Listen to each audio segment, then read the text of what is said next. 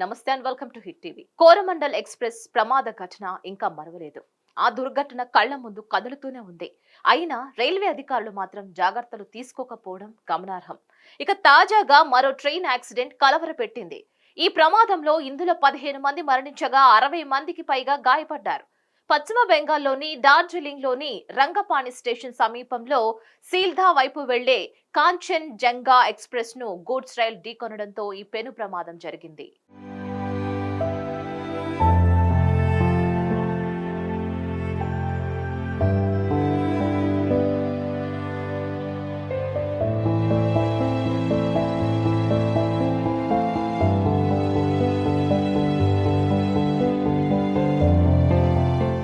బెంగాల్లోని సిలిగురులో goods rail పట్టాలు తప్పి కాంచన్ జంగాను ఢీకొనడంతో ఈ ప్రమాదం సంభవించింది. త్రిపురలోని అగర్తలా నుంచి కోల్కతాలోని సీల్దా స్టేషన్ కు వెళుతూ ఉండగా ఈ ప్రమాదం జరిగింది. భారీ ప్రమాదంలో కాంచన్ జంగాకు చెందిన 2 కంపార్ట్మెంట్లు పట్టాలు తప్పగా ఒక బోగి గాల్లో వేలాడుతూ కనిపించింది.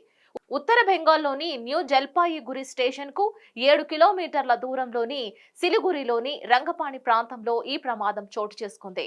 అయితే అసలు ఈ ప్రమాదం ఎలా జరిగింది అనే దానిపై విచారణ జరుపుతున్నారు అధికారులు. ఇప్పటికే ఈ రైలు ప్రమాద ఘటనపై ఉన్నత స్థాయి విచారణకు ఆదేశించగా ప్రమాద కారణాలను అన్వేషిస్తున్నారు. ముఖ్యంగా బెంగాల్ రైలు ప్రమాదానికి ప్రధాన కారణం సిగ్నల్ జంప్ అని రైల్వే శాఖ అధికారులు ప్రాథమికంగా అంచనా వేస్తున్నారు. అంతేకాకుండా 2 రైళ్లు ఒకే ట్రాక్ పైకి రావడం కూడా కారణమని పేర్కొంటున్నారు. ఇక కాంచనజంగా ఎక్స్ప్రెస్ వెళుతూ ఉండగా అదే పట్టాలపైకి వచ్చిన గూడ్స్ రైలు రెడ్ సిగ్నల్ పట్టించుకోకుండానే ముందుకు వెళ్లినట్లు రైల్వే శాఖ అనుమానం వ్యక్తం చేస్తోంది.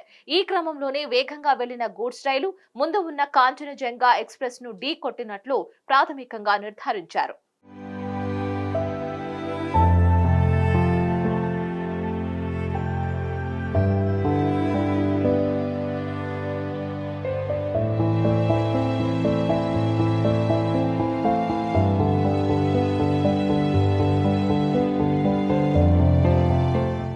అంతేకాదు ఈశాన్య భారతాన్ని మిగిలిన భారతదేశంతో కలిపే ఈ చికెన్స్ నెక్ మార్గంలో ఆటోమేటిక్ సిగ్నల్ సిస్టమ్ అందుబాటులో ఉంది.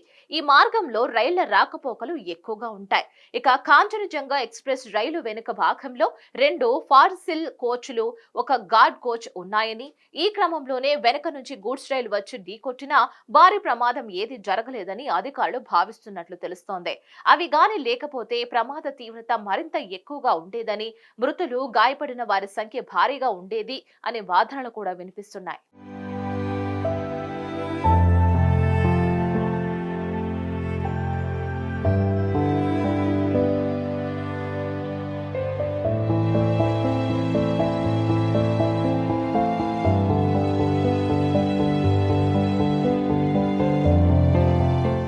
ఈ దుర్ఘటనపై ప్రధాని నరేంద్ర మోదీ సంతాపం వ్యక్తం చేశారు. పశ్చిమ బెంగాల్లో జరిగిన రైలు ప్రమాదం బాధాకరం. ఆత్మీయులను కోల్పోయిన వారికి నా ప్రగాఢ సంతాపం. క్షతగాత్రుడు త్వరగా కోలుకోవాలని ప్రార్థిస్తున్నాను. అధికారులతో మాట్లాడి పరిస్థితిని సమీక్షించాను. బాధితులను ఆదుకునేందుకు సహాయ చర్యలు కొనసాగుతున్నాయి. రైల్వే మంత్రి అశ్విని వైష్ణవ్ కూడా ప్రమాద స్థలాన్ని సందర్శించారని ఆయన ట్వీట్ చేశారు. మరణించిన వారి కుటుంబ సభ్యులకు ప్రధానమంత్రి జాతీయ సహాయ నిధి నుంచి 2 లక్షల ఎక్స్గ్రేసియా అందిస్తామని, గాయపడిన వారికి 50,000 రూపాయలు చెల్లిస్తామని ప్రధాని కార్యాలయం స్పష్టం చేసింది.